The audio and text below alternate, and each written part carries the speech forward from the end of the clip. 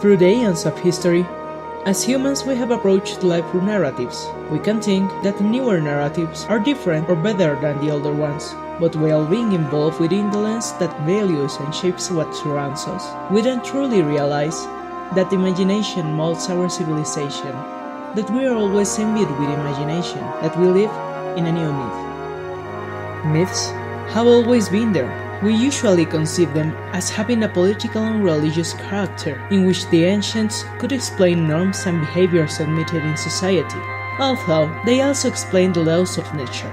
Nature cycles as the seasons of the year, day and night, the rains and the fertility of the earth, and even the creation of the world itself. The ancient gods, though forgotten, are still alive among us, within the forces that surpass us, which we believe we can explain and control, but we cannot really encompass. Mystery is still present.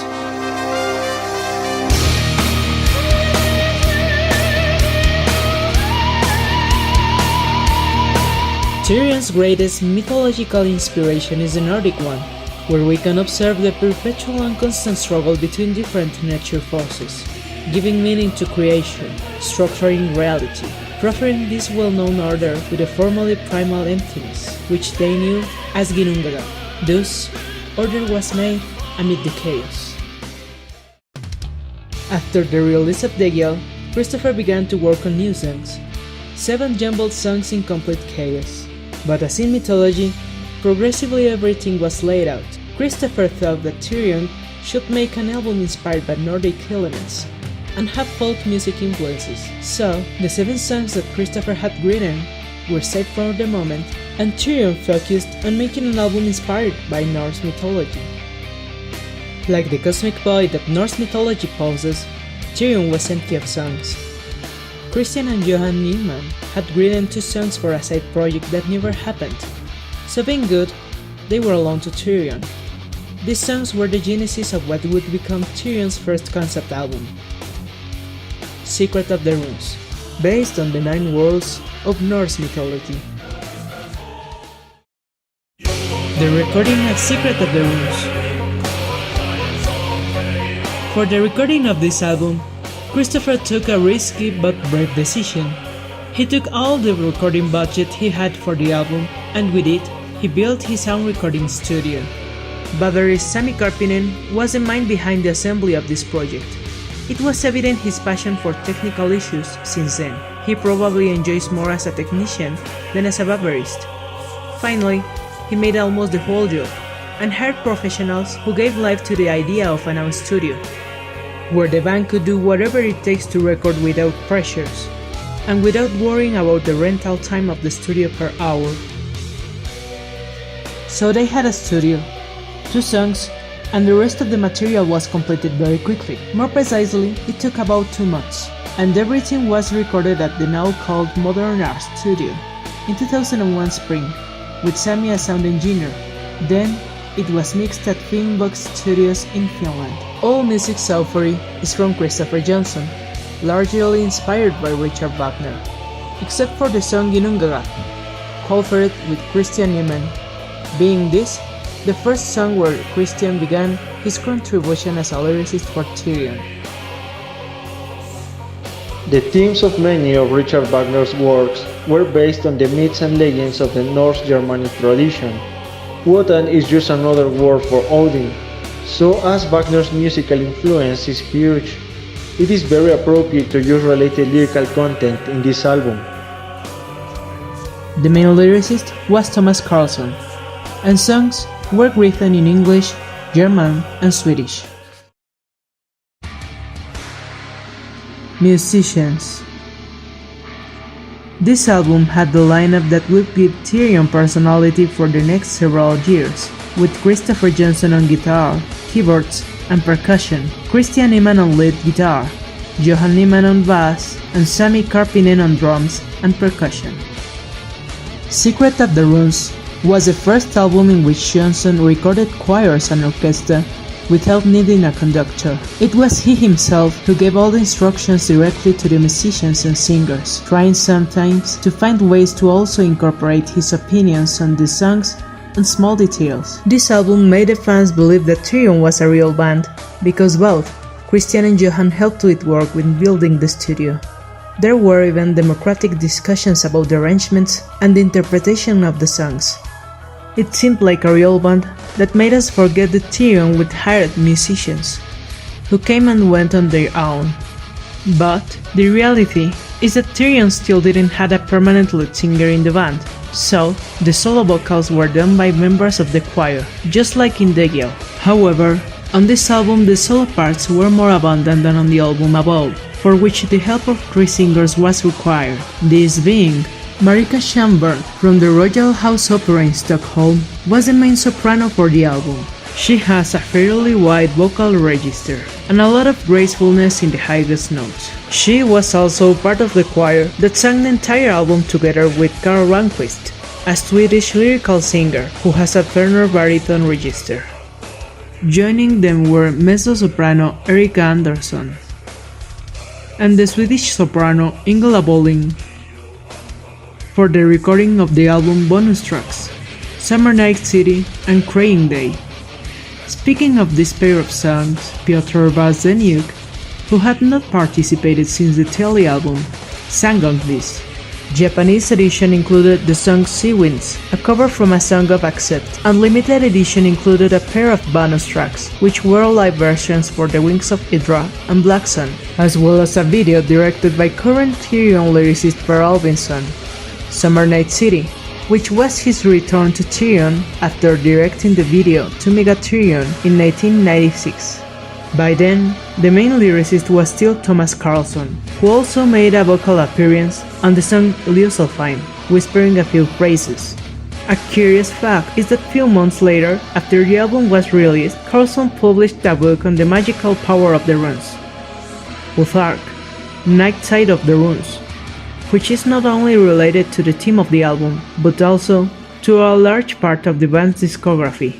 In fact, at most of the concerts of the tour, Christopher wore a sweatshirt with the image that appears on the cover of the book. Secret of the Runes concept. So that humans wouldn't feel alone, the Aesir gods created their world, Asgard, in the center of Midgard. In its center grew the mythical ash tree of life, Yggdrasil. Secret of the Runes was based on this concept. The great cosmic tree reaches the 9 kingdoms with its branches, connecting them. A song would be written for each of the 9 worlds existing in the tree. Karlsson's lyrics tell us about the secret of the runes of each of the worlds.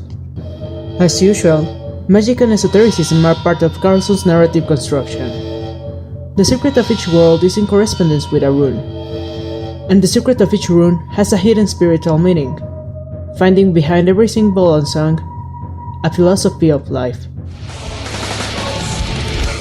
9 worlds, 9 stages. Ginnungagap. It is a prologue. It represents the primordial emptiness of creation, where once the world was formed. Giant Ymir was murdered, land was created from his body, and seas from his blood.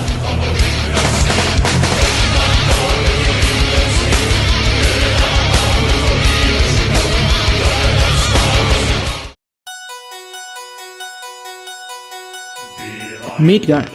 It is the first song with regard to the worlds, telling us about the human creation and the planet as a metaphor of the first birth of human consciousness. It is the first level.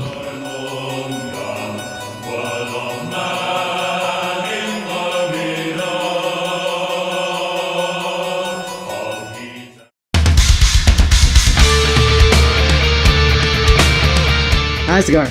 We can find this world on a mountain over Midgard, in the center of the universe. It is a higher rank in a metaphor of human wisdom, where the gods shine like stars. We are speaking about Odin's home. Those who are brave and pure at heart are brought here across the Bifrost to await the end of days along with the gods.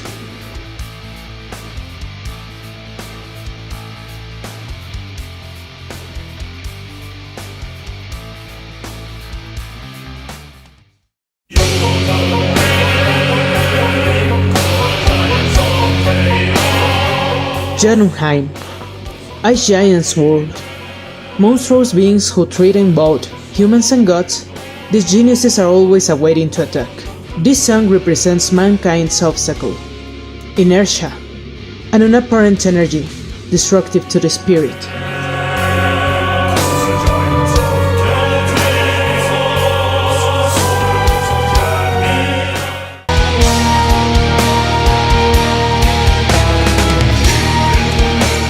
Svartalfheim. It is the world below Midgard, home of the blacksmiths, beings that forge the weapons of the gods. That is to say, they forge the tools that will help us, once our self and wisdom is in Asgard, to reach one more level on human fulfillment.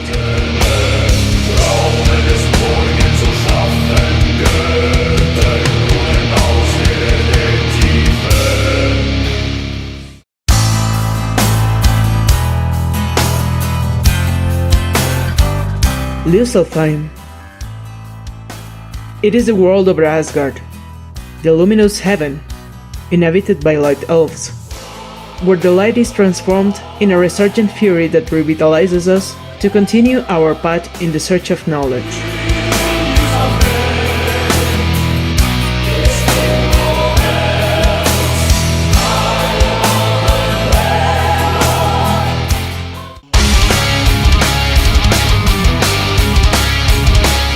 Muspelheim. It is a world of fire, symbolizing the sempiternal cycle. Since Ragnarok occurs in this world, that is, the end of times, however, its fire mixed with the mist of another world gives its beginning to creation. To be born, you have to die.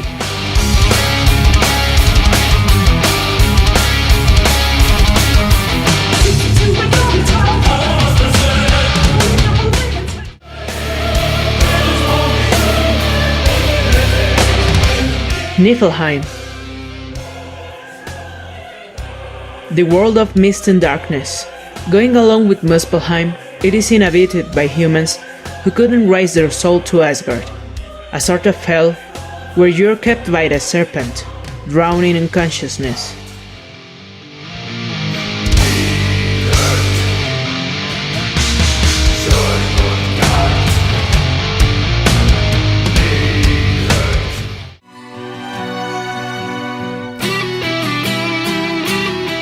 Vanaheim. The world of vegetation, a fertile land full of richness, where the Vanir gods, as vigorous as the Aesir, have their home. Here, the dead are reborn. Love and soul fertility are essential. Here learned knowledge, like life, must be multiplied, spread and taught.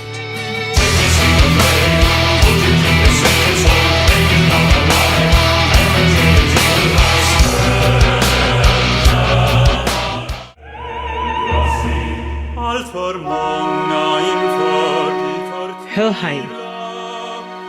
The lost sphere, world of death, from where even gods can't run away. Here lies every human who died from madness, without fighting any battle, those who are soul-sick. It is ruled by Hela, goddess of death.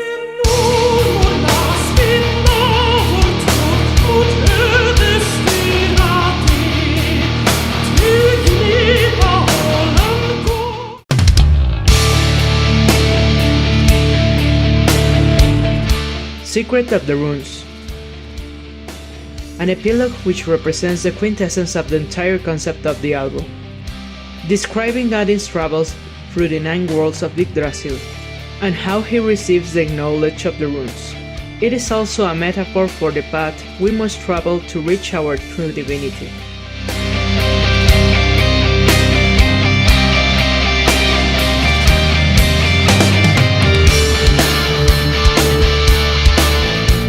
The word rune means secret, then the meaning of the title is somewhat redundant. Secret of the secrets. Usually runes are understood as the signs of the runic alphabet, but the runes were used as magic symbols in ancient ages, and it was very much later that they were used as letters. When Christianity arrived to Sweden thousands of years ago, as with every place it touched, it tried to erase all the ancient traditions, including all beliefs and wisdom concerning the runes, remaining among a few as a secret. The hidden secret, it lies in the fact that they are more than signs to write. They are also magical symbols with an esoteric meaning. Runes have existed in various forms and different traditions. The Norse tradition is based on the Futhark or the Uthark. Secret of the Runes Promotional Tour.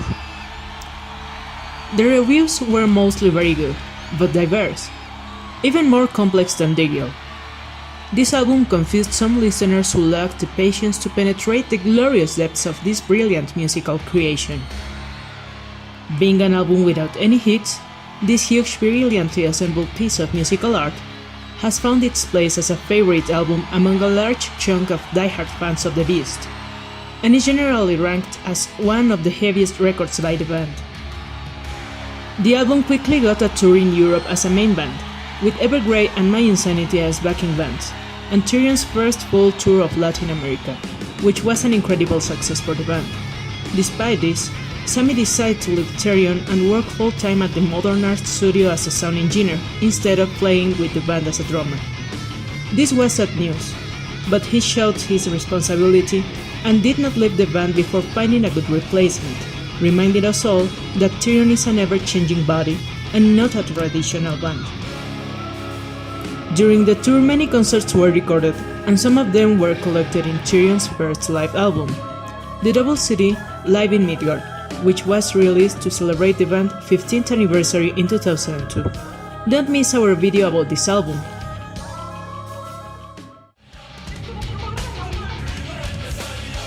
Conclusions. With this album, Therion was projected as a massive band on a global level, with Latin America being its biggest hotbed of followers. In the years to come, Secret of the Runes would lay the basis for Therion's next stage, both lyrically and musically, as it is a perfect bridge between the esoteric themes that often sounded in Telly and Lepaka Clifford, with the mythological themes that they would play in the later tetralogy, taking up the old atmosphere on occasions, with the theme Adul Runa Rediviva as the best example of this. Thanks so much for watching our video. We work hard to make a complete and pleasant material for Therion followers. This is our second video in English, hoping you enjoy it. If you have any suggestions, we would appreciate if you put it in the comment box. If you liked the video, please like and follow us. Until the next time, have a nice night.